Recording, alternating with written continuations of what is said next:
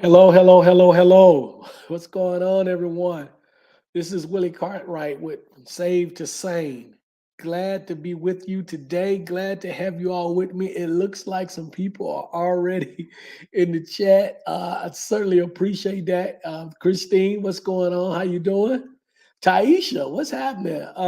Glad that you are with us today, Taisha. Um, Texas Goddess, hello, how are you? Texas Goddess is saying hi to Taisha and say, I hope your family is doing well. The same here. I hope your family is doing well. Taisha, I hope all of your families are doing well. Everyone who's part of this podcast every other week. So certainly appreciate that. Um, and as I always do, I will start off by greetings to Tron 7000. What's going on? Glad to have you all here. Couple of things. Let me begin the way I always begin, which is by saying thank you to Taisha, who is on with us today. So that is a special treat. Taisha is in the chat box with us, but thank you to Taisha for everything that she's done and continues to do to support this program, this podcast. I certainly appreciate that. I would not be doing this podcast without her, so I'm appreciative of her and to her. And again, hope that she is doing well. And all of you support Taisha in her channels and all of the things that she's doing because she's doing some amazing things, a variety of topics Taisha touch on. And Taisha is rather raw on Facebook. So if you follow her on Facebook, she really comes with it, and she is very raw on Facebook, and I love it. Uh, so yeah, so good with that. And secondly, always absolutely thank you to my wonderful wife who is supportive, extremely supportive of me. She says she's my number one fan, but she is everything to me. So certainly appreciate the work that she's done behind the scenes and her continuing support of me. A couple of things before we get started today.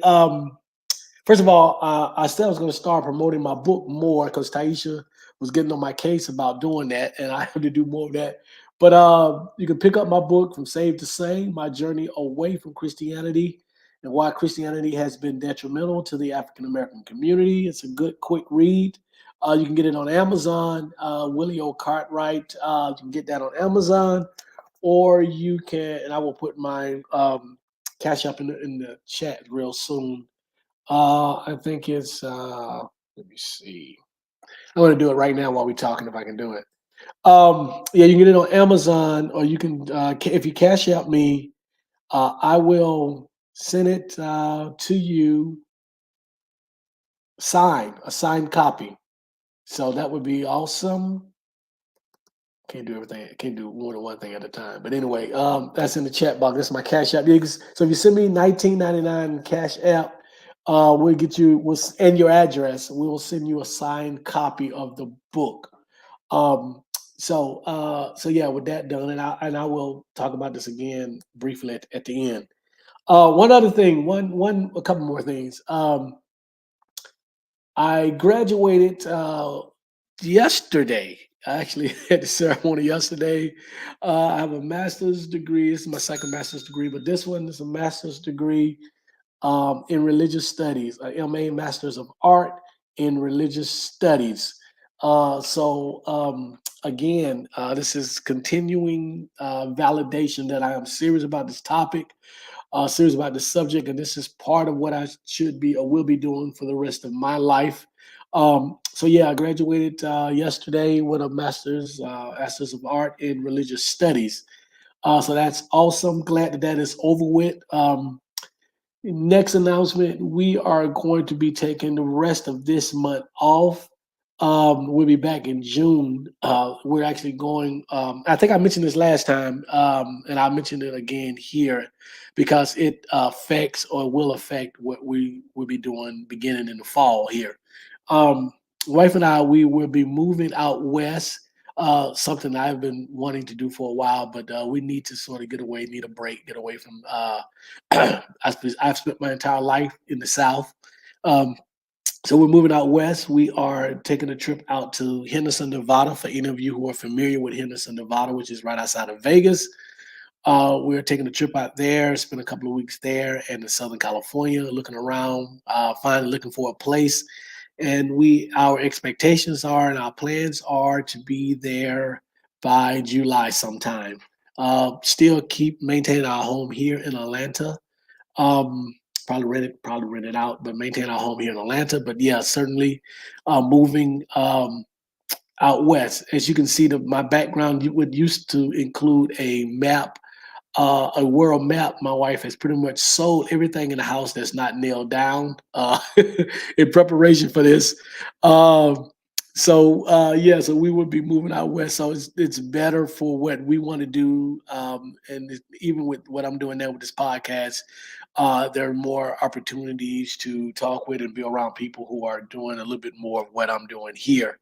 And so, with that being said, as well, anyone who's listening or will listen to this in the future, um, if you have a need for, or you know, an organization or group that has a need for a paid speaker to come in and talk about these topics or the topics that I address on this podcast, and please refer them to me or refer me to them.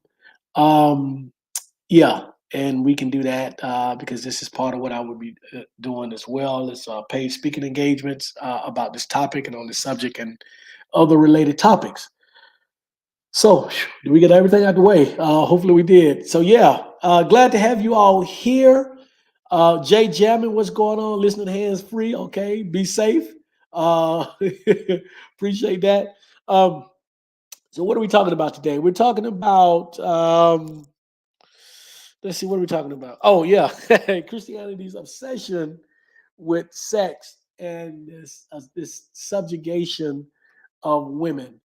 Um, so let me put this. I always kind of give you guys a background of why how I come up with these topics. And for this particular topic, nothing in particular happened other than what we continue to see all over the world and what we know about religion, particularly Christianity, but Islam is the same. Islam is no different with its subjugation of women and its obsession with sex. And so I may have had a discussion with someone online or social media that prompted this discussion, but I'm really not sure how I got here. But something that I wanted to talk about, but I will, and I'll tell you why I think this is an important issue. Being on this side, and I would say this side meaning, not no longer a believer. um it I'm shocked by the number of excuses that believers can come up with to still be believers, um even in the face of objective evidence, even in the face of things that are atrocious, that otherwise would push a person away from a particular group or organization, even to the point where these believers will attempt to defend the indefensible. And so, one of those things to me is questioning or wondering how women in particular can still be believers or Christians or Muslims for that matter, giving the amount of subjugation that they see in the Bible and the Quran, um, as well as the seemingly obsession that Christianity has with sex. And I wanted to, as I was doing my research for this topic, um, it initially occurred to me that it was more so Christian people that had an obsession with sex, more so than the Bible. However, as I continued to do my research, I realized that it was also the Bible and writings in the Bible that, for whatever reason, had this obsession with sex. And it's weird because when you think about the Bible Belt, which is where I am, I'm in Atlanta, Georgia right now, and I was born and raised in Alabama. So that's sort of the heart of the Bible Belt. If you look at any stats that talk about these particular issues, you'll learn that the Bible Belt is number one in porn for porn viewing. It's number one area for sex trafficking, especially Atlanta. Atlanta is a hub for sex trafficking and a whole host of other sexual issues that you would not think would be the case, being the fact that the South, this region, is more devout than any other region in the country, more religious than any other region in the country. But yet we have the highest viewership of pornography, the highest sex trades trading. Um, and also, if you are familiar with Atlanta, one of the things that Atlanta is very well known for is the number of strip clubs and the strip club culture here in Atlanta, right in the heart of the Bible Belt. And so they got me to thinking, so if we are such a religious or devout region in the country, then why is there why do we have such issues or so many issues with sex or sexuality? And so part of the research, a part of the thinking, and guys, you guys who are listening, feel free to please make comments. Let me know that you're there, but also make comments on what I'm saying. If you have any comments, we'll certainly read those comments as well. But it makes you wonder. And so my theory behind this um, is human nature that if you tell us or tell human beings that they can't or that they should not be doing something or seeing something or viewing something or engaging in an activity, for most of us, that only increases our desire to want to do those things. It's almost like when we were little kids and our parents not parents, but mostly it would be fathers or uncles or older brothers who would take us out and start us to drinking, right? So their theory was if they started us drinking really really early, we wouldn't go behind their backs and drink, and or we would either get exposed to alcohol and hate the taste so much until that we would never become alcoholics, or we would become, we would drink and drink with them publicly, and it wouldn't be a thing of us hiding it. And so this is sort of one of those things where, because it's seemingly in our practice and our norms, especially here in the South and the Midwest, but certainly in the South, we frown on those things, sexual activities. We frown on pornography. We frown on masturbation. We frown on anything that is sexual. Now there's this huge thing about gay and lesbian activities and the trans and all that. All this stuff is sort of interconnected and related. But we tend to want to frown on those things, and the more we do that, I think the more it creates a desire in many of us living here in the South to want to see why they're banning these things or why they're telling us not to do these things. I remember as a kid growing up as a young person, as a young man, and then going out to college, uh, and my sister included, where a lot of the young girls had been told about sex, um, and it was sort of a uh, um, um, they treated the girls one way when it came to sex, and they treated the boys another way. It was always to the girls. It was always, well, sex is a bad thing. Sex is good. Girls don't engage in sexual activities. Good girls don't do this. Good girls dress a certain way. But for the boys, um, it was a double standard. The boys could pretty much do what they wanted to do, even if it wasn't necessarily encouraged by our mothers or grandmothers or whatever. It was they sort of looked the other way. And certainly for guys, the more your street cred um, increased by the more women that you said that you had or that you had been with, because we all know, growing up in those days back then, that guys lied about their sexual conquest. So that's why I put it like that. But yeah, but then again, so thinking about all of that, it's about, so what is this obsession with sex that Christianity and the Bible has, and why is it such a big deal? Um, And for those who are going to listen to this afterwards, and again, I always get these comments, and I will get get comments, especially after this. Um, those of you who are believers who will listen to this or make comments or send me comments and say, well, that's not the case, that the Bible or Christianity is not obsessed with sex.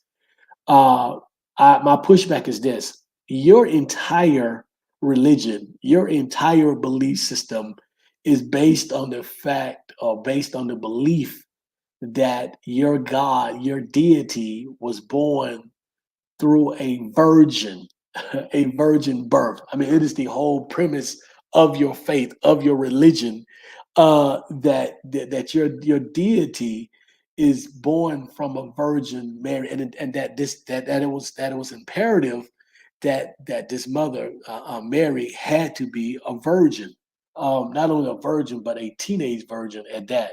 So you have no grounds to stand on, those of you, those believers out there who will argue and push back with me that the Christianity and the Bible is not obsessed with sexuality. It is the basis of your entire religion.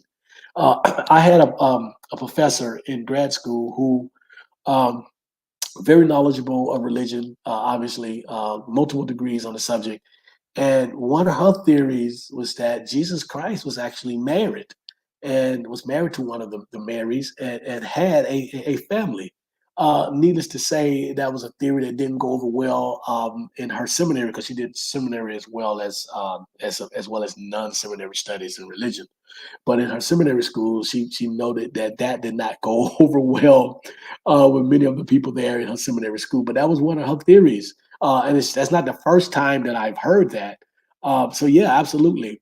Text of God says virgin birth, basis of Christianity. Absolutely, it is the very foundation of that. So you begin with that, at least in the New Testament, because the New Testament is essentially about Jesus.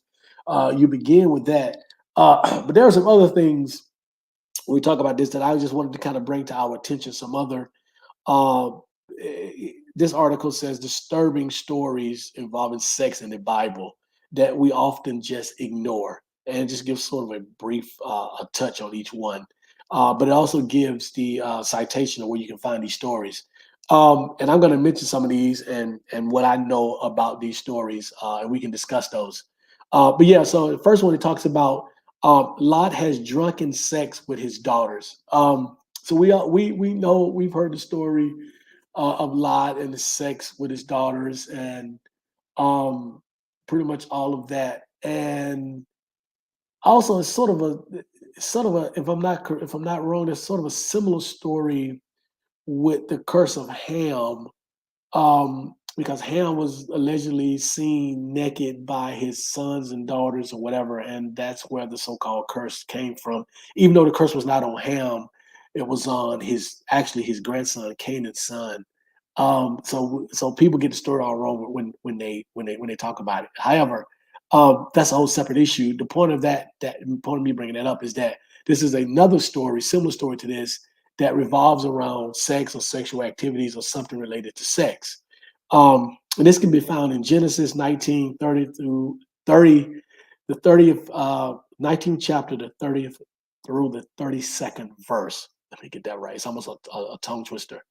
Again, in Genesis 38, chapter 8 and 9th verse, Onan disobeys God by wasting his semen on the ground.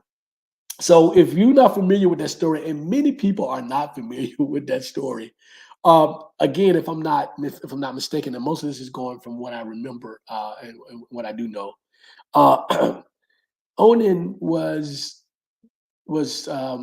married to, or supposed to marry, his deceased brother's wife. I think God had instructed him to marry his deceased brother's wife, and he was also supposed to have sex with her and ejaculate in her. But for whatever reason, he refused to do that, and so he ejaculated on the ground. And I think the way the story goes, God killed him or punished him for not ejaculating in her. This is a story in the Bible in Genesis. Again, go read it. Those of you who have time, who are sitting here, will read it. Let me know if I'm wrong about some of the details in the story, but basically that's the story. Genesis 38, the eighth 8th and ninth verse. Um, Next, we have Judges 13 through the 16 is this guy's is one of his favorites. It talks about a crazed maniac that goes around killing people. I'm sorry, a sex crazed maniac that goes around killing people. And I'll be honest, I had never heard of this story. Maybe I have, I just don't know the details. But this is a story that I'm gonna have to look up myself and come back to that one. But that's crazy. Ezekiel 23rd chapter, 20th verse. Um, it compares Israel's actions to lusting over a donkey's genitals. So again, it is something with sex, sexualities, even bestiality, or bestiality, or bringing in the sex organs of animals. Is just weird. But here's the thing I think that's important that we oftentimes overlook, regardless of where you stand as a believer or non-believer. If you believe that your God is who you think is your God is as a believer, you would have to acknowledge, if you're thinking clearly and logically, that all of the passages and the things that we see in the Bible related to sex and the seemingly obsession with sex, um, that to me points more to the Bible being 100% written by man, and not no kind of God encouraging them or speaking, or these guys or these men speaking for God. Because if this God is who believers say he is, these things certainly wouldn't come from God, right? At least that's what I would believe. And this more sounds like to me men, men who are obsessed with sex, who are obsessed with the opposite sex, or females in this case, um, writing things related to their obsessions and their fantasies. Right? This right here should be clear evidence that the Bible is not divinely inspired. If you believe your God to be who you believe him to be, it to be, or whatever, however you phrase it. Um, and so this would be evidence if you look at some of these stories. But unfortunately, many believers either have not heard these stories or have totally ignored these stories. Or, as I've learned over the years, many of these believers have heard these stories, but what they do is they tend to make excuses about these stories, right? And so, as I continue, the next story is even the man of God's own heart commits adultery, 2 Samuel 11, and then covers up the illegitimate child with murder. Just to be clear, this was David's doing. David, who is a favorite biblical son, a favorite son of God, a child of God in the Bible. Bathsheba most likely had little to no say in the sex or murder. So we think about all the adultery in the Bible. Think about all of the main characters in the Bible who had multiple wives or concubines, as we say. Think about that obsession. That's all throughout the Old Testament and some of the New Testament. Um, let's see who's in any more recent comments. Jay Jamming said, "Made it. Glad you made it, Jay Jamming. Texas goddess again said virgin birth, basis for Christianity. Good point. Thank you. Any other comments? Give me some more comments. Let's talk about these things as I continue to read some of this stuff and we talk about it. The New Testament gets in on action as well.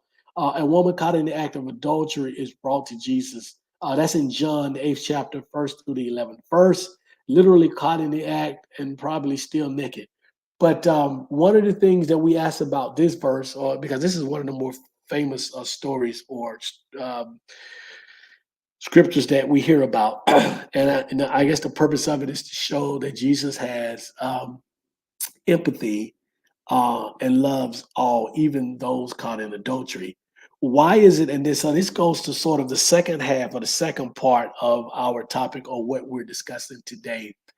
Why is it that we hear about the women caught in adultery, but we never hear about the guys or the men that they've slept with?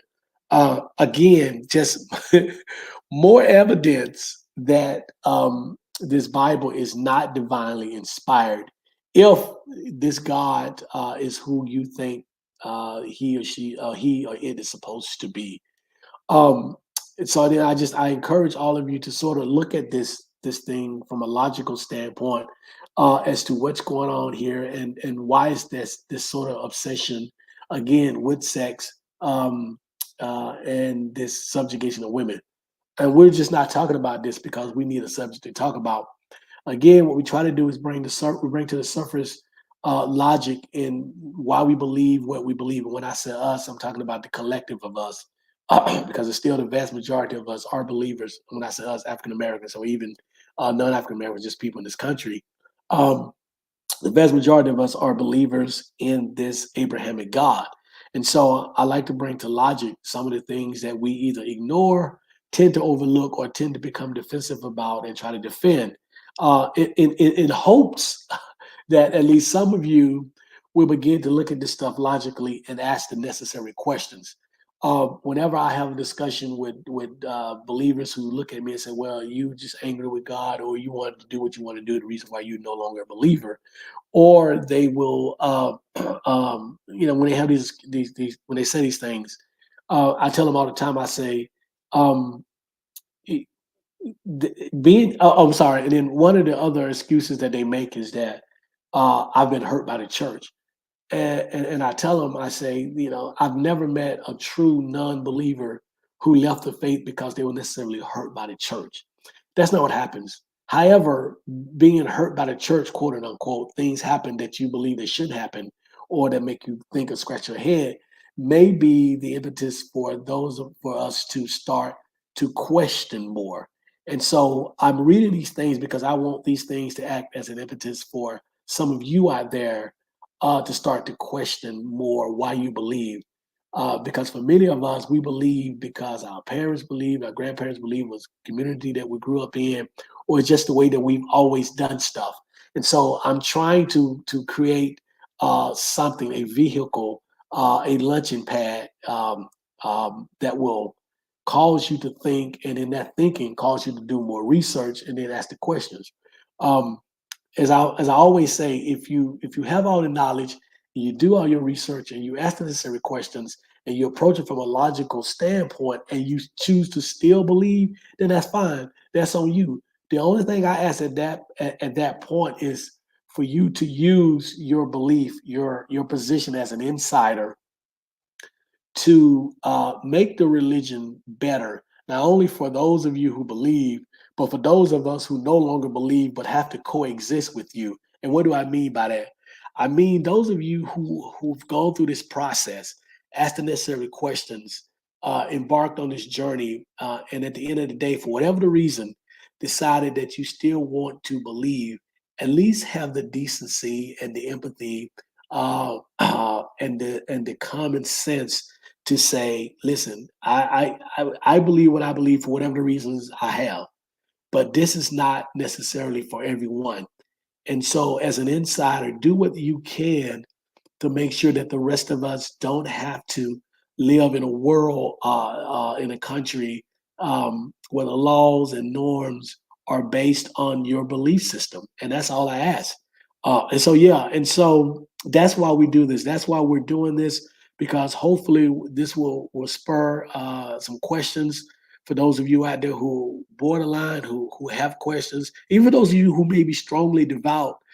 If you listen to these things and start to really use your common sense, then maybe some of you will say, "Hey, that doesn't sound right," and start down this journey that may or may not lead you away from organized religion and a belief system. One of the last ones he says here is Paul has to remind people in his church that sleeping with your father's wife is a bad idea. That's in Corinthians, and that is in First Corinthians, fifth chapter, first verse.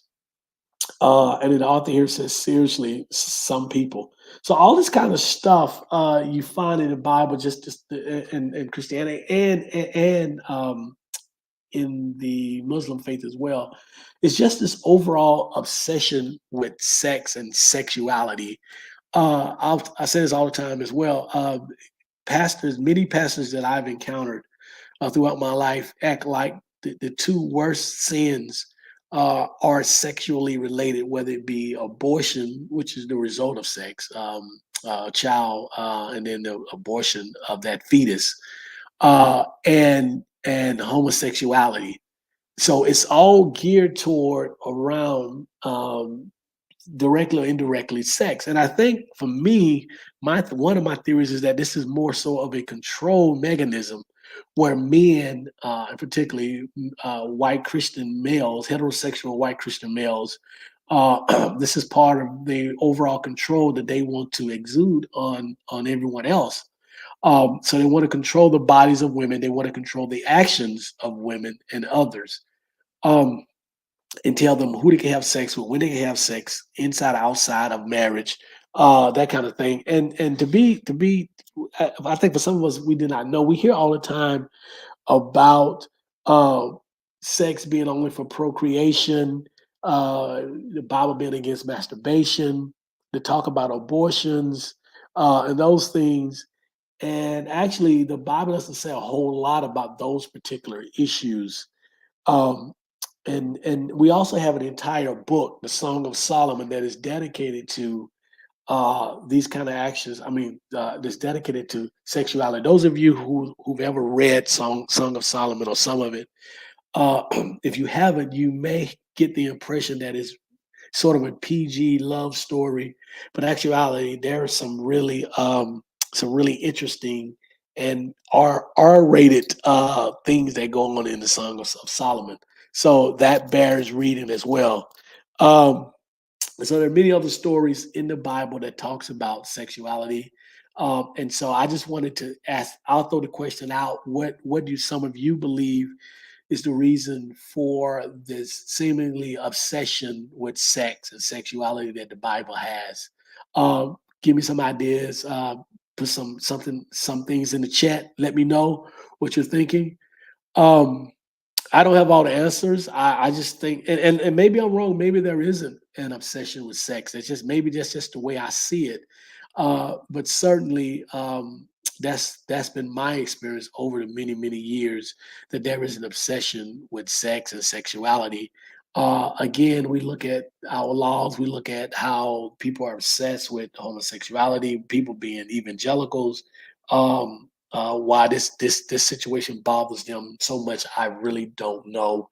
The obsession with virginity. There are cults, and I call them cults. There are sects within Christianity that make the young girls take vow of chastity, a vow of celibacy, I should say. Um, and there are even some who they sort of make these girls sort of make these promises with their fathers, which is kind of cringy to me and creepy to me. But they make these vows, these no sex or celibacy vows with their father with their fathers in a kind of creepy, cringy way. Uh, and so there's this obsession with that as well. And those of you who I grew up in the Southern Baptist Church, and again, all of the girls I knew, they were mostly told that sex is bad, that they shouldn't be doing it. So again, there's always that you had to sit a certain way, you had to dress a certain way. Young ladies didn't do this, and they didn't do that. So yeah, that was part of it. So just checking, are you guys still out there with us? Am I missing some comments? Let's see. Christine said, greetings, everyone. Sorry I'm late. Okay. I thought you had already joined us, Christine, but glad to have you. Any other comments? Let's see. Texas God is saying sex laws may have started virginity to ensure that child belongs to the man and to keep the bloodline. Sex laws may have started virginity to ensure the child belongs to the man and to keep the bloodline.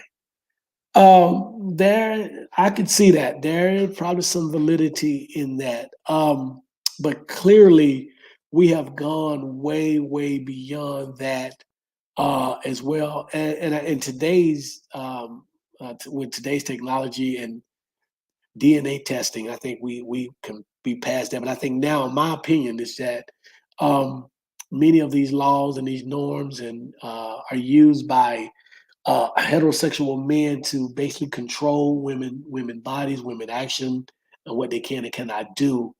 Um, and so that's what I believe a lot of it is for. And then they have the Bible and scriptures in the Bible to sort of fall back on. I remember I had this discussion with one of my classes last year when I taught a class, and I asked my students, mostly female students, what they thought about this. And these are again these were 18 to 22-year olds. Um, and their response was, this doesn't make a lot of sense, and they are not, this is something that they were not in favor of. But then I went on to ask them, what did they think these things came from, or why their fathers or men or whatever that they knew acted like this. And I told them, believe it or not, a lot of this they will point back to their belief systems, whether they're Muslim or whether they're Christian or Jewish or whatever, or even religious outside of the Abrahamic faith. There is subjugation of women in other practices, in other faiths. Um, a funny story. I think my wife, and I think I've told y'all this before. My wife, when we both left Christianity, she kind of grabbed a hold of uh, Buddhism. So she sort of became a Buddhist. And in the Buddhist practice, to become a full-fledged Buddhist, you have to take what's called I think it's the five or the three precepts, or the five precepts. And my wife was, she at the time, she was attending uh, um, Buddhist temple here that was ran by two women, I think. And when she approached them to ask them about taking the precepts to become a full-fledged Buddhist, they told her that she would have to go to Texas because Texas had the Buddhist temples that had men that ran them, and that a man had to be the one to carry her, guide her through the ceremony. And my wife was just very, very distraught, um, because she had assumed that Buddhism was different than religious practices. And for those of you and the reason why I'm hesitating and calling it that, because I'm careful when choosing my words, because I'm on the side that, based on what I've learned, that I don't see or believe Buddhism to be a religious practice. Others do. So anyway, she was distraught about that and just could not believe that Buddhism had a patriarchal system where men were allowed to do and run things, and certain things women could not do, simply because they were women.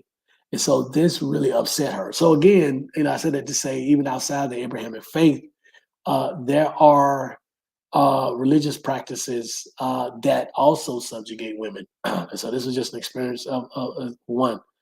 Christine had this to say. I had joined you in spirit. Oh, yeah, I saw your comments early. You were on early, but at least I thought you were on. So yeah, I appreciate that. And I haven't heard from Taisha. She was on early too, so I don't know if she's still on, or did she just chime in and got off here to do something. So yeah, so you guys kind of had me fooled. But yeah, I appreciate that, Christine. I thank you so much. Texas God, I mean, back in the day. Yeah, I agree. Yeah, absolutely, back in the day. How the laws may have originally. Yeah, absolutely. That's absolutely possible. Yep. Because it was a lot of there was a lot of things like that going on. It was important to maintain the bloodline back then. That's part of the reason how we got um, incest to a point where some of these sects or whatever, and even in other countries, that you would incest would be they would engage in incest because they wanted to keep the bloodline quote unquote pure. And so that's how you have some of these civilizations or societies that incest is fine. They don't have a problem with incest. So that's a whole nother story. We talk about the Adam and Eve story and how supposedly they populated the earth without incest, which is impossible if that story is true. But yeah, and so we talk about those things, and then when I talk about the subjugation of women and why that's important, is because I'm asking the question to the women out there: um, if you're familiar with the Bible, you read the Bible, and certainly if you're a believer, I certainly hope that you have read the Bible yourself by this point multiple times and just not listen to what you hear from a pulpit. But within the Bible, if you've read it, any parts of it, you should notice that there is a lot of minimizing, being dismissive and subjugating, abusing, raping, mistreatment of women. And so the question remains, how can you be a woman um, and be a believer? How can you be a woman and be of the Christian faith or the Muslim faith, and even in the Old Testament of the Jewish faith, based on what you've seen and what you've read about how women are treated there? Sort of the same theory and the same logic when we talk about how some people, some of us African Americans, may leave the faith because it's hard for us to reconcile slavery, not just from the standpoint we understand that historically there's always been slavery, but for me it was more about one, an all-knowing, all-powerful God not putting anything in the Bible specifically to say thou shall not own another human being. That's one. Two, um, for this so-called all-loving God who's supposed to love us more than we love ourselves, standing by and watching the type of chattel slavery that has occurred to African American descendants of Africans for the last 400 years. I mean, for a 40-year period. So those are the two things for me. So again, with women, how can you maintain your devoutness to a religion or religions that diminish your role, subjugate you, treat you as second class citizens? There's cases of rape or ownership of women in the Bible as if women are just property. And so I asked the question again, how is that? How do you reconcile that as a woman? I'm still a believer based on this stuff. And what are I would love to hear the excuses, the defenses that these women come up with. And I'm certainly to hear that in some of the comments once other people hear this after this live is over. So yeah, so absolutely. So Christina said, yes, how? Exactly how. Sharon, what's going on, Sharon? Good evening. Glad to have you with us today. So yeah, so it's just amazing to me that we can still do that. And so I guess they said the more you know, the better, the different we're supposed to act differently. But that's not the case with, and religion is the one thing that's not the case. So that's why one of the reasons why religion is so intriguing to me, even as a non-believer, and why, as I mentioned earlier, before some of you joined, uh, I graduated yesterday, and now I have a master's of art in religious studies. And people who know me ask me, but why? And I tell them, I say, I'm so intrigued with religion and the hold that religion has on us. um, Even as a non-believer, it is amazing how we can just overlook everything for the sake of religion and how we will believe anything if it acts as a defense for our religion and actions. And we will do and say anything in defense of our religion. And so it's amazing to me that religion has that kind of hold on a vast majority of us, not only in this country but across the world. Sharon said graduation next week. Oh, awesome! Congratulations to you as well. You're graduating. This is undergrad, grad, is a PhD, is it a master's? What is it, and what subject? But happy for you, Sharon. Absolutely. I'm glad I got mine over yesterday, so it's a good thing. Melanated phenomenon. What's going on? Greetings from Jacksonville, Florida. I hope that you are doing well, Melanated. Glad to have you with us. Texas God is saying we believe as women the same way we believe donkeys and snakes talk. And Texas God is saying, congratulations. I appreciate that. Yeah, that you know what so here's the thing, and that's a good point, Texas God is. Um, for me, when it came to the donkeys talking and the snakes talking and the donkey, well, the donkey talked as well. Um, it was, I guess it was easier for me to dismiss those stories as, I could have, even as a believer, I think I would have been able to say, yeah, this may or may not have happened, but that doesn't change the premise of the Bible and what the Bible is about, right? And secondly, this is something that was not necessarily personal to me. It was more of, it was more to me of, okay, yeah, this is sort of an exaggeration that started somewhere and sort of became one of those things, but it was not substantive um, to the overall premise of why I was a believer, right? How the subjugation of women and the slavery issue to me is um, substantive and foundational to what believers should be about, right? And so for me, that created a different issue. I could easily dismiss the donkey talking and the snakes talking, but it was a lot more difficult when I really started to think about it. It was a lot more difficult for me to dismiss the slavery issues in the Bible. And I would think for women, it should be a lot more difficult for them to dismiss the subjugation of women and the dismissive attitude that the Bible has about women and the mistreatment of women, because that's personal and that's substantive to who and what the Bible and Christianity and Jesus and God are supposed to be about.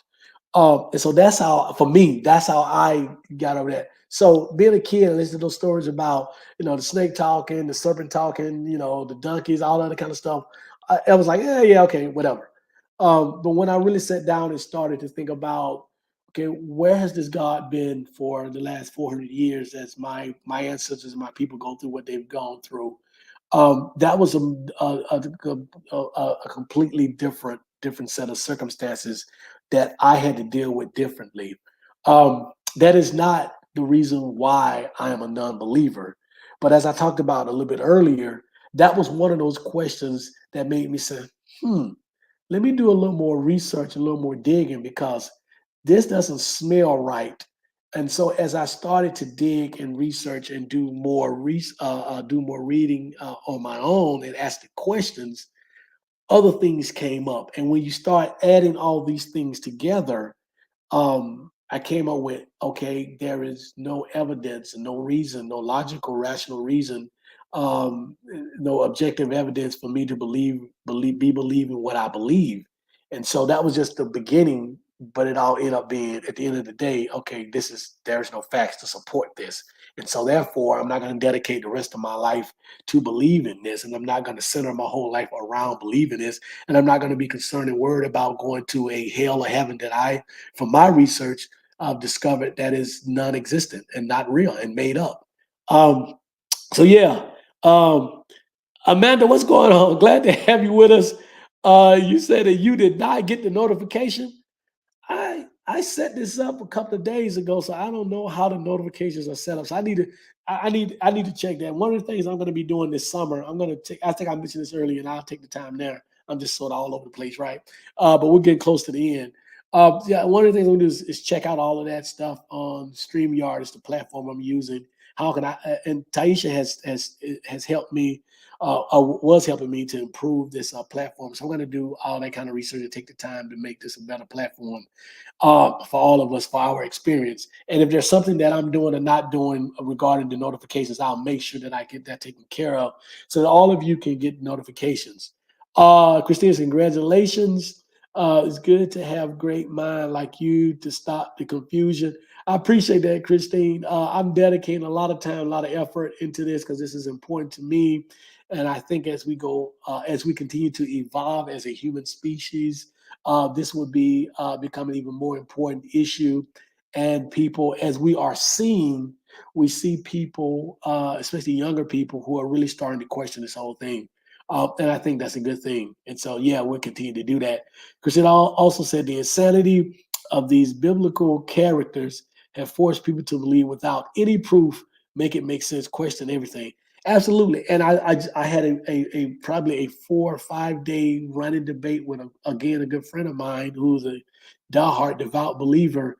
And I just had a simple question for her was show me the evidence that any of this stuff is real. Just show me the evidence. And this person, she is a scientist. She has a PhD in I think in biology or one of the sciences. So she is a scientist. And it is amazing that she still believes this as much as she does. But I always ask them at the end of the day, where's your evidence? I'm not. It's not my position to disprove it because you haven't proved it. I don't walk into an arbit. I don't walk into a. I don't walk into a arbitrarily walk into any courtroom in the city of Atlanta and go into a courtroom and say I didn't do it. I don't do that until someone has made a claim against me saying the affirmative that I did do something. So, as non believers, we don't have to prove that this God of Jesus doesn't exist. It is up to the believer who is making the affirmation that this God and this Jesus exists. It is the burden of proof is on them to present the evidence. And so anytime I engage in a dialogue or debate with any of these people, I simply ask, present me the objective, unbiased, testable, collaborated evidence that any of these things that you believe that you're saying exist. And don't what they tend to do is try to disprove other things as an effort to prove their thing. So I can't. So I tell them all the time because you try to disprove something. And in many cases, we're talking about creation and evolution. I said because you don't believe in evolution or you attempt to disprove evolution, that in itself is not proof that creation is real or that your God is real. So simply disproving something does not prove that what you're saying is real. And that's what they tend to do. And then they ask the question, well, if if I can disprove evolution, then what is your reason? They're asking me this. What is your reason as or how your excuse or your rationale as to how we got to where we are today? And I said a couple of things. First of all, evolution is what most schools, most universities, most high schools go by. So you haven't disproved that. But even if you were to do that, I can simply say, I don't know how we got here. And that in itself is not evidence that your God is real. So we have to be clear as non believers that it is all right to say, I don't know, you know, if that is the case. Saying I don't know is not evidence that this God exists. There are a multitude, a trillion other reasons um, that we are where we are today. And those reasons can have absolutely nothing to do with a God. Or one of those reasons could be that a God created us. But if that's going to be the case, then I want to see the evidence for that because it could be anything else. And so, yeah, so we get into those things. And so, let's see. Melanated said, "Congratulations, and may your road to success be paved with love and prosperity." I certainly appreciate that, and I welcome that, and I take that in. Thank you so much. Amanda says, "No, I don't. I didn't. I would have been here. Oh, I appreciate it. Thank you. Yeah. Amanda also says disproving doesn't prove anything. Absolutely. And I have this discussion with believers all the time. I said because and they really don't disprove anything. Um, but I tell them even if you were able to disprove it, again, that's not proof or evidence that what you're saying is real. Um, and so Christina says, "Greetings, Amanda. Something when you are not getting notifications, unsubscribe and subscribe again. Hopefully that helps." Thank you, Christina. I appreciate that. And for those of you who are not getting the notifications, please look to do the same. You can unsubscribe and then subscribe again, but make sure you subscribe again. Yeah, make sure you are subscribing again because I need that. Christine said, "I don't know, but I am still learning." And then I'm going to say, "Christine, hi, hon, I will do that." Thank you so much, guys. Certainly appreciate it. Are there any last comments before we check out? Let me just sort of kind of run through all the announcements that I made at the very beginning. Just to be clear, talked about I graduated yesterday with a master's of art in religious studies. I'm only saying that to say that this shows that I am serious about what we're talking about here and what I will be doing for the rest of my life in part. So we're good that with that.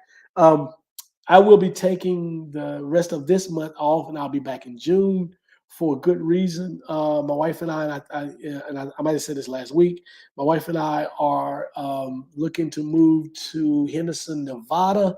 Those of you familiar with Henderson, that is just outside of Las Vegas. I've been trying to move out west for a very long time, and it's more conducive to what I'm doing, my frame of mind, and how I think. And I just sort of need sort of a more chill, sort of semi-retired state. So we're going out there next week for a couple of weeks. We're going to Nevada, then we're going to LA because I love LA. I don't like all the other stuff, but I just like the people and the water and all that kind of stuff. Uh, and so so we're doing that. So we're going to look for some a spot out there. We'll keep our place here in Atlanta. We still have family here or close by here. So yeah, we'll do that. But we are excited about that. So I'll be gone for the next month, and then we'll be back in June, and hopefully I can start to really work on making this podcast what it really needs to be. And so I'm be able to spend more time with that because I'm done with school. And so that kind of thing. So yeah, so absolutely. Were those the only two things that we talked about? Oh yeah, promote. Uh, Taisha always tells me to promote the book, and she's absolutely right. From Saved to Sane, My Journey Away from Christianity and Why Christianity Has Been Detrimental to the African American Community. You get it on Amazon, Willie O. Cartwright. You can also cash out me $19.99 and your address, and we will send you a signed copy. I put my cash out in the messages early on. I'm going to read these last few messages that we have left before we get out of here. Lee Johnson, what's going on, Lee? Glad to have you with us. Sex without restrictions brings down any society. Um, mm, I don't. How do you figure that? And what do you mean by bring down any society? And what is it about the sex that brings down the society? And secondly, is that a religious thing or is that just a societal thing? And so I guess the question that I'm asking is that what's the relevance of that with the Bible and the Bible's obsession with sexuality? Because it goes beyond just confinement of what we can and cannot do, but there is talk in the Bible about animals' genitalia. And there's these guys, some of these characters in the Bible have concubines, and these are main characters that God or the Bible upholds as righteous, wonderful characters, and they have concubines. There's stories of, as I read earlier, about a man not ejaculating in a woman and God killing him because God wanted him to do that. And it was his deceased brother's wife. So what does that have to? What does all of those things have to do with what you said? And I appreciate the comment. And I'm not. This is not me being. I'm not being ugly. I'm just asking the question for more clarification. So, um, sex without restrictions is a disaster. Again, this is Lee's comment. Let me go back up a minute, and we might be here for a second because I have to address these with Lee. I appreciate Lee coming on. Uh, I wish Lee had been here a little bit earlier. So Lee, let me go back up. Amanda said, congratulations. Thank you, Amanda. Sharon said, neighbors. Yeah, I would be close to Arizona. Absolutely. Welcome to the heat. Absolutely. But it's humid here in the South too. So it's dry out there, but it's humid here. Lee says, sex without restrictions is a disaster. What do you mean by restrictions and what do you mean by disaster? Um, and is it the position of the church or religion to place restrictions? And what type of restrictions? Are you saying restrictions where one woman and one man? Or what are you defining as restrictions? So I'm interested to know that. Amanda says, I'll be in Scottsdale, Arizona next week for my birthday. I love the West. Man, Scottsdale is one of the most beautiful places I've ever been in my life. I love Scottsdale. It is absolutely gorgeous, Amanda. Scottsdale and San Diego is two places that I could just spend the rest of my life at. Appreciate it, Amanda. Lisa says, sex without proper restrictions leads to people who cannot be trusted.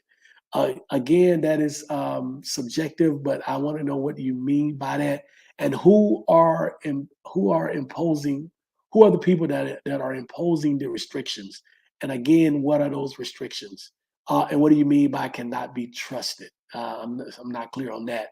Texas Goddess says, have the restrictions worked?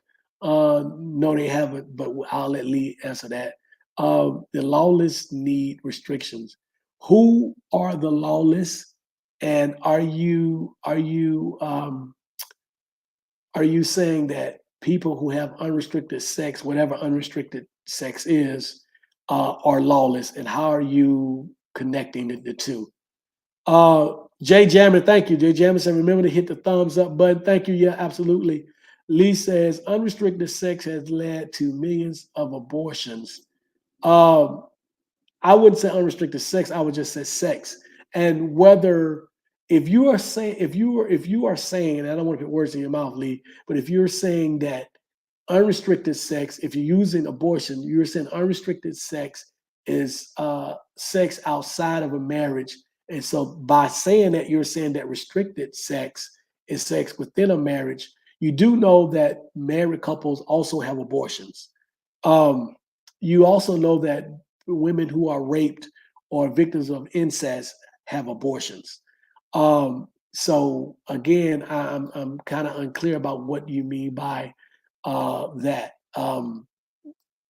What do you mean by that? And also on the abortion issue, we have to understand what do we mean by what is when is a child a child. So that's a whole nother issue. But I'm still here, Lee. It always does. No, I don't know about always does. I'm not sure what you mean by that. Um, Texas God is the same question I asked. Absolutely. Who gets to make the restriction? It is religious and society for what God says the only way things that work. All right, so let's pause right here. Okay, so first of all, what society, what religion, and what God? Lee, what God, what society, what religion? And whatever God that you say is doing this, show me evidence that A, this God exists, B, this God sets these restrictions or says these things about sex. Um, Christine says, when you subscribe, make sure to hit all to make sure you get all the notifications. Absolutely. Thank you, Christine. Appreciate that. Sex without restrictions leads to family demise. Again, tell me what you mean by restrictions.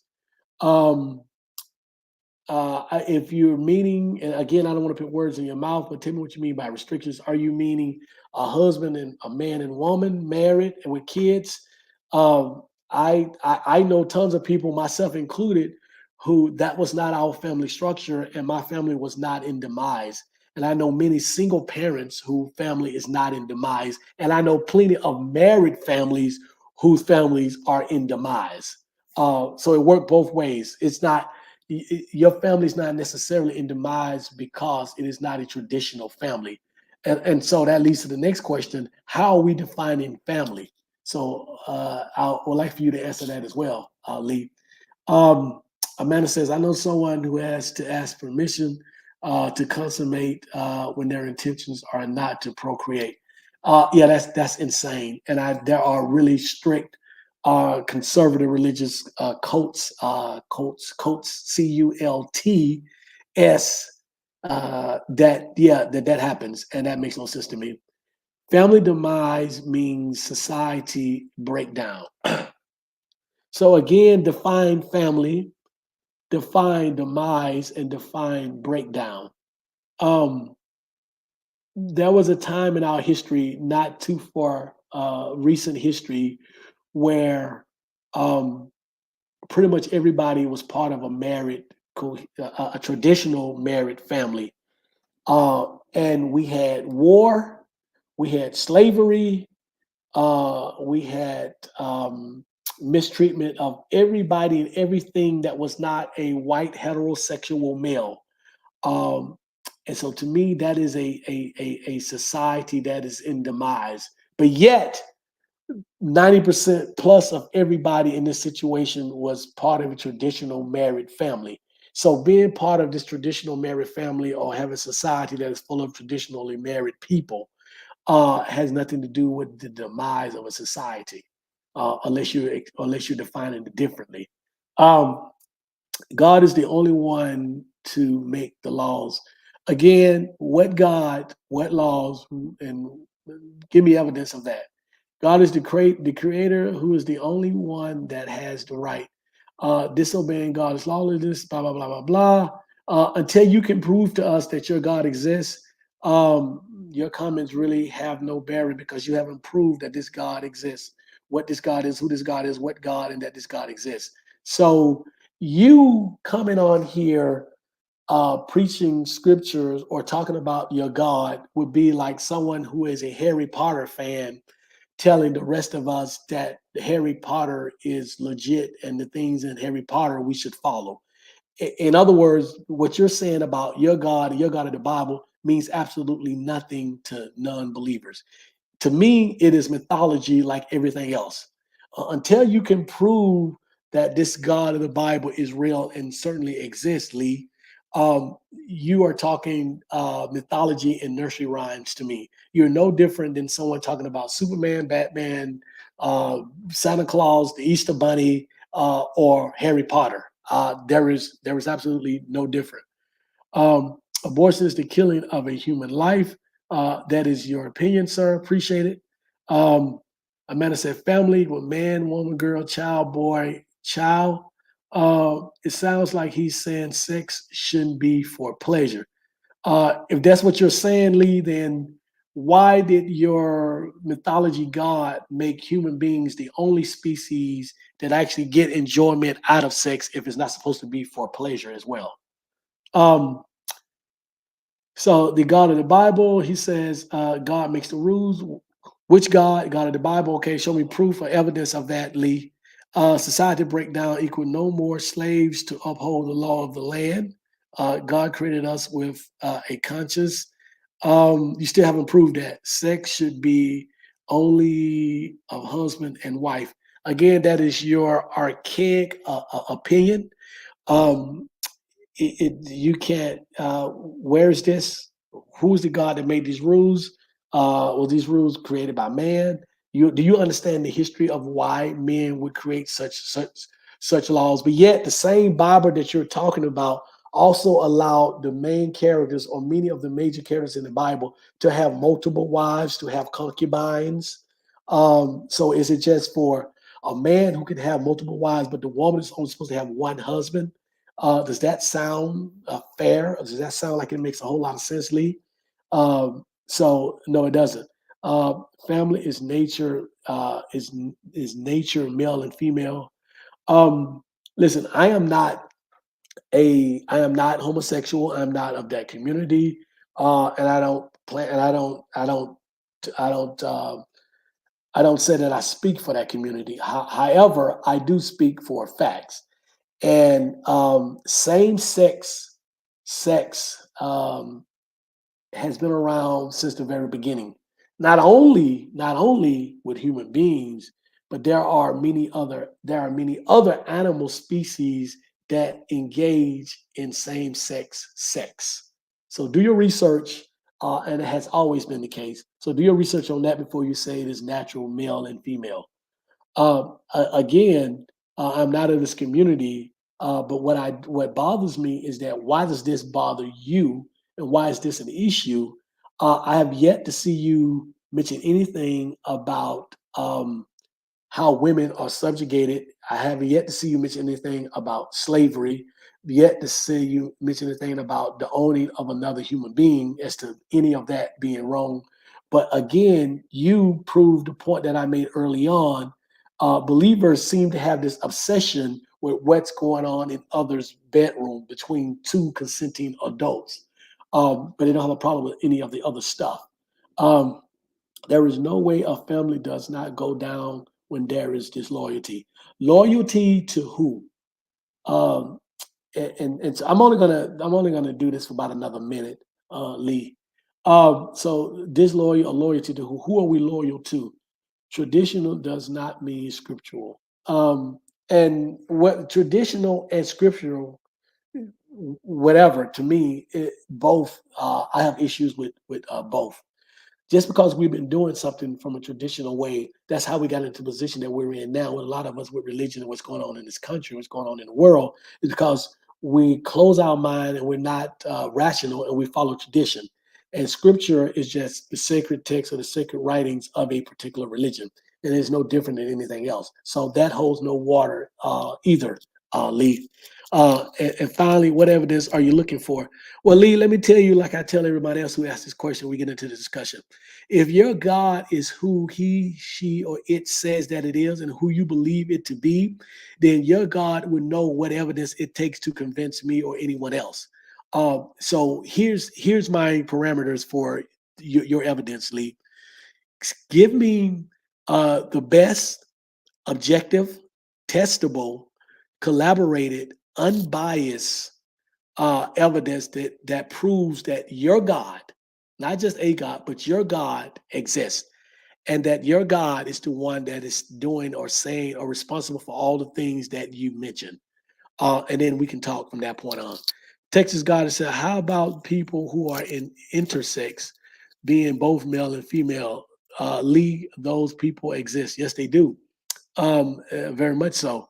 If you go to a desert and see an abandoned house, do you assume it had no builder?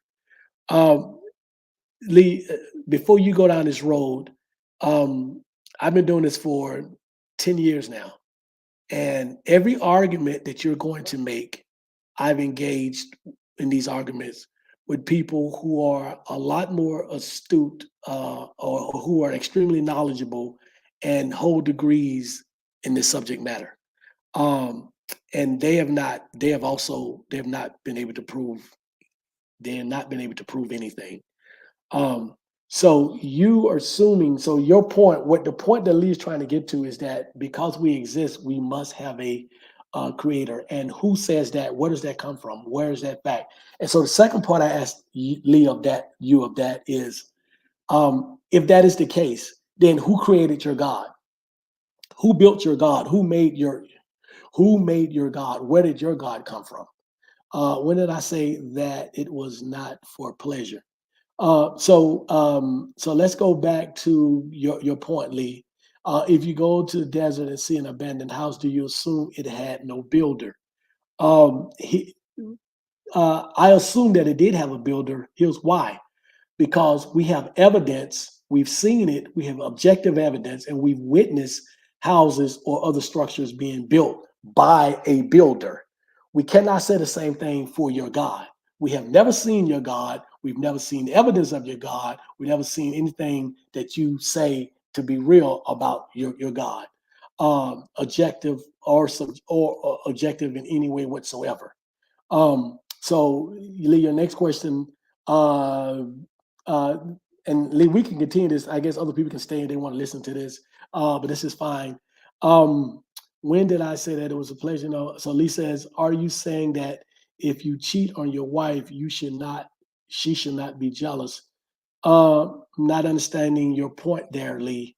What's your point about that? If I cheat on my wife, yeah, absolutely, she should be jealous. If she cheated on me, I would be jealous. But what does it have to do with the discussion? Do you believe in evolution? Lee, I believe that evolution, Big Bang, and natural selection is the most plausible explanation that we have for our existence. There is also more objective evidence to evolution, Big Bang, and natural selection than we do for your God and creation. Amanda, I'm listening.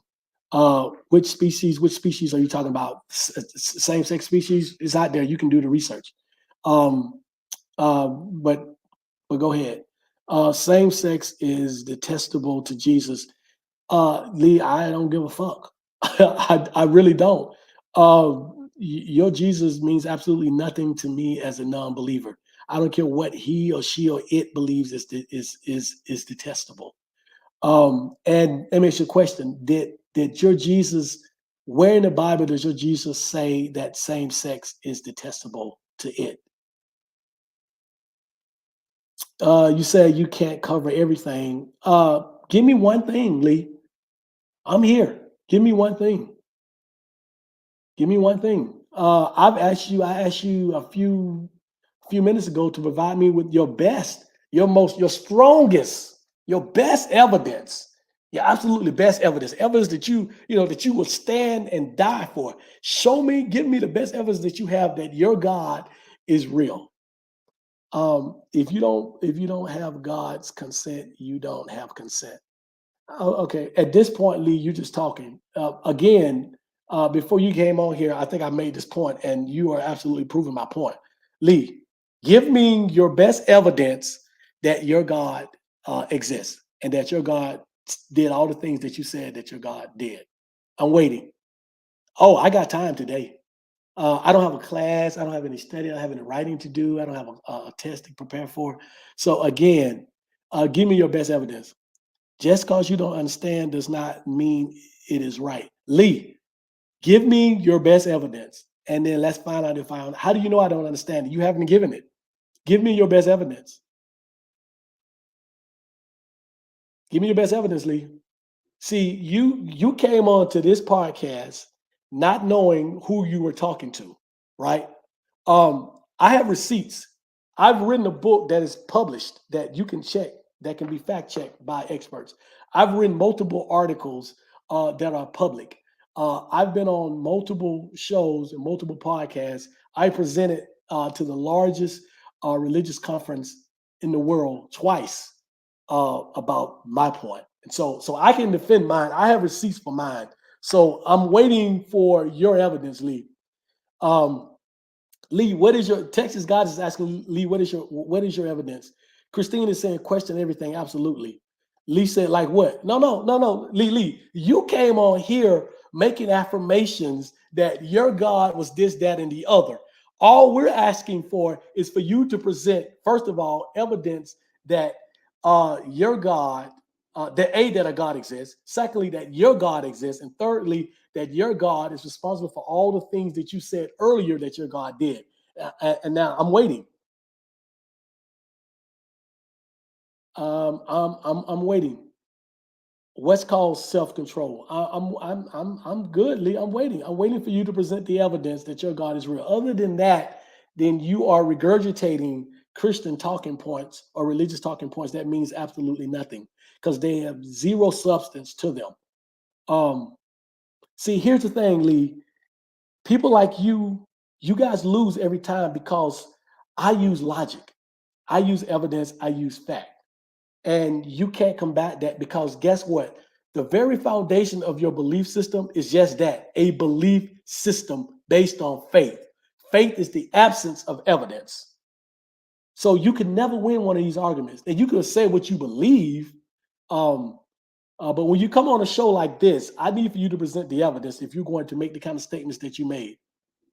What's called self-control? I'm still waiting. So Amanda says that you don't have any evidence, which we knew that from your first statement. So I'm still waiting. Lee, are you a pastor or a lay person? Christine asked you that. Lee, do you know where the Bible comes from and when and when? Lee, do you have any idea where the Bible came from? Do you know who wrote the Bible? And don't give me Paul. Don't give me Matthew, Luke, John, James. Don't give me any of that. Asking who made God is illogical. So who made God? And why is that? Why is that illogical? If everything, because the point that you were making earlier about the seeing a house in the desert, the point that you were trying to make was that everything has a creator. So who created your God? And so why is it that the rules of the rules of nature and science we all have to follow. But when it comes to God, for some reason, you get to break those particular rules without any evidence whatsoever. So again, if it's illogical, I'm still asking you who created your God and why is it illogical? Lee, it doesn't matter if I saw that house built. The fact of the matter is that I've seen other houses built. I live in a house that was built. I've seen house built. So we have evidence that people build houses. What we don't have evidence of is that your God is real. We have zero evidence. And if I'm wrong, I'm asking you to show me the evidence that your God is real. It's really simple. It's really simple, Lee. It's really simple. And Christine is right. It's not asking about who made God is completely logical. Lee, am I assuming what made itself? The house? I don't have to assume the house. I know the house was made by somebody. I'm asking you again, stop redirecting, answer the questions. Who made your God? And where's the evidence that your God is real? Because that's what this is about. It's not about a house in the middle of a desert. We know people build houses. Melanated said, going off of what the homophobic society says doesn't make it true. Just like there is no heaven or hell to get. So get a clue, Lee. Lee, there is absolutely no heaven or hell, brother. So when did you see some evolution, Lee? Let me go back to the very beginning because you totally missed this.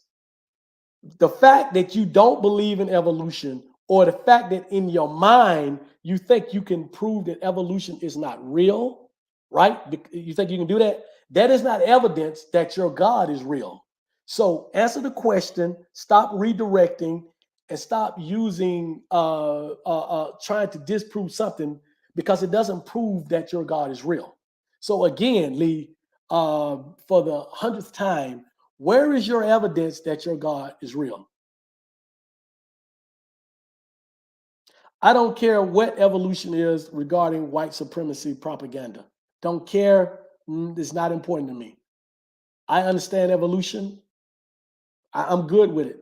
I'm good with it, wherever it came from. So again, Lee, show me the evidence that your God is real. Lee, if you know anything about history, if you know anything about the evolution of human beings, you know that modern man is 250,000 years old. There are at least seven body parts that we have that we don't need, and because they were there because of evolution, and now we no longer need them. The appendix, the outer ear, the tonsils, uh, armpit hair, and there's a couple of others. That's part of evolution. But again, Lee, that doesn't prove that your God exists. So let me do this. Let me do this, Lee. I'll make it easy for you. Okay. Evolution is not real. We didn't get here through evolution. Now, where's your evidence that God is real? That your God is real? I just Lee, I'm good. Okay. Evolution is not real. Now, where is your evidence that God is real? I just told you where we saw some evolution. We know for a fact that dogs emerged from wolves. We know that. We know that human beings and apes had the same ancestors. If you don't know that, then you have not read science books and you're not educated enough and astute enough to have this conversation with us. We know that at one point that the human body had more hair. We also know that people who lived in different parts of the world, for example, those of us who lived, our ancestors lived in Africa, that we had a different hair texture. Our nostrils were different. So that's part of evolution. And we know those people who lived in the mountains of Europe had smaller nostrils and a different hair texture and more body hair because of where they lived and because it was colder. And as they became, as we merged or whatever, some of those traits were not necessary again. If you also want to know about evolution, look up why some of us are lactose intolerant and intolerant, and other of us are not. All that is a part of evolution. Now, I've answered your question. Now, answer our question. I've just answered your question, sir. Okay, Lee, here's what you're not going to do. You're not going to come on my show and redirect the question when we are all asking you to prove your point. I've just proved, not only have I proved or give you answers to what you asked, I've also said, let's just set aside that, okay, I can say evolution is not real. Now, prove your point. Prove your point. Prove your point. I can tell you that, okay, evolution is not the reason why we're here. Now, prove that your God exists. Show me evidence that your God exists. So what time is it? It is 6, it is 7, it is 7:25, and I don't have a timer. Lee, I'm gonna give you time to go do some research. I'm gonna give you 2 minutes. 7:25, I'm gonna give you 2 minutes. Give us your best evidence. What I am telling you, I know, Lee. So clearly you're not listening because you have a narrative that you're trying to prove. I've already given you points that show that evolution is real. Every science book in every high school teaches evolution. Every science book in the university and college teaches evolution. So now, give me your evidence that your God exists. I'm waiting. You got 1 more minute, Lee. Lee, you got 1 more minute.